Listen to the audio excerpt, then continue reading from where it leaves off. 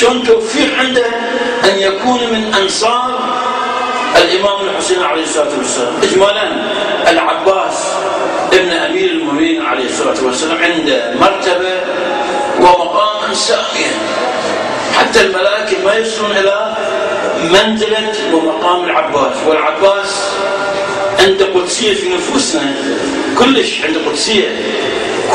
كل الشيعة في العالم يحبون العباس، حتى إذا أراد الموالي أن يحلف باسم العباس، يعني يخاف من العباس يمكن أكثر من الله سبحانه وتعالى.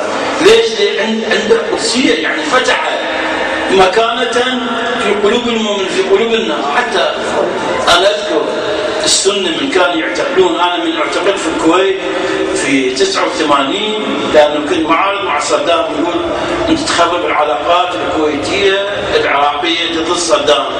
طبعا ما كنت أقدر أنكر باعتبار وجود الجرائد. كان يقولوا لي احلف، كنت أقول والله، قال لا مو قبول هذا، قولوا العباس. من كنا نقول العباس قبلهم، اما تقول والله ما قبلنا.